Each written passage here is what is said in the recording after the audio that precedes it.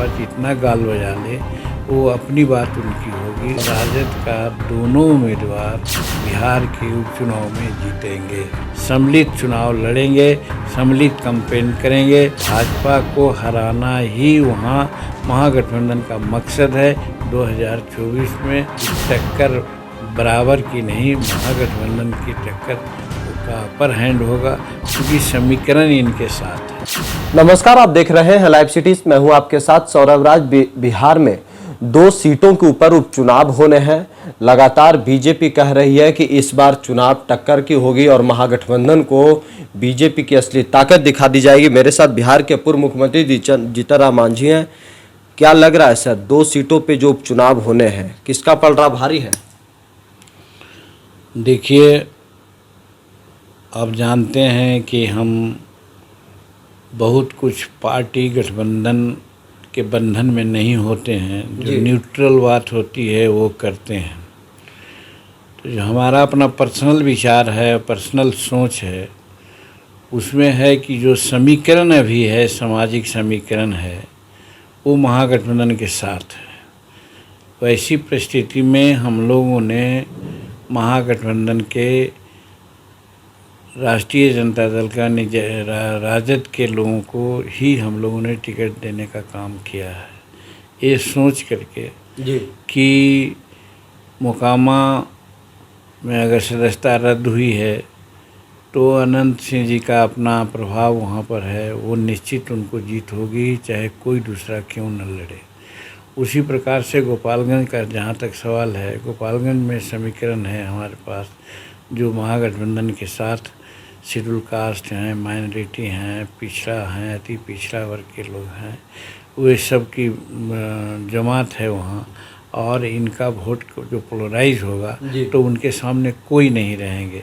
तो वैसी परिस्थिति में भाजपा जितना गाल बजा ले वो अपनी बात उनकी होगी। वो अपना, जब कभी कैसे कहेंगे कि हम हार जाएंगे, तो वो अपना वो कहेंगे। लेकिन जहाँ तक समीकरण की बात है, मैं समझता हूँ कि जो महागठबंधन के साथ है और राजद का दोनों उम्मीदवार बिहार के उपचुनाव में जीतेंगे।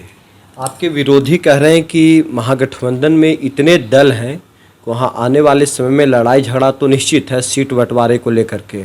जीतन राम मांझी को क्या 2024 लोकसभा चुनाव में सम्मानित सीट मिलेगी महागठबंधन में? अब देखिए, कयास लगा करके उस पर प्रतिक्रिया देना उचित बात नहीं है।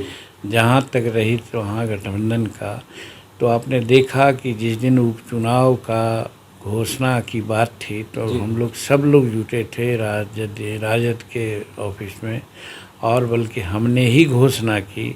वहाँ पर सभी दल के लोग वहाँ पर थे, उनके प्रांतीय अध्यक्ष लोग थे, और एक हो करके एक स्वर से तय किया गया। तब फिर प्रेस कॉन्फ्रेंस हुआ, प्रेस कॉन्फ्रेंस में फिर हमने ही घोषणा की।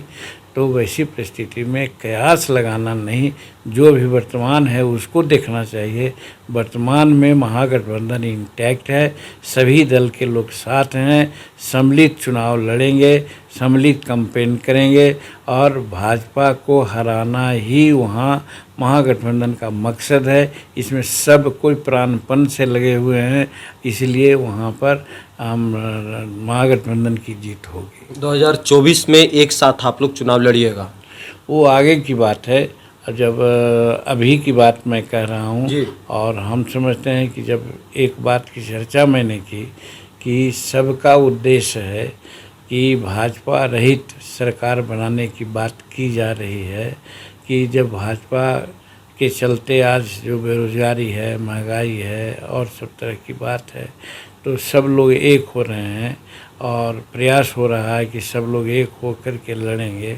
तो वैसी परिस्थिति में 2024 में हम समझते हैं कि एक होकर के लड़ेंगे। टक्कर बराबर की नहीं, बल्कि महागठबंधन की टक्कर का अपर हैंड होगा, क्योंकि समीकरण इनके साथ है। चलिए, शुक्रिया सर, थैंक यू।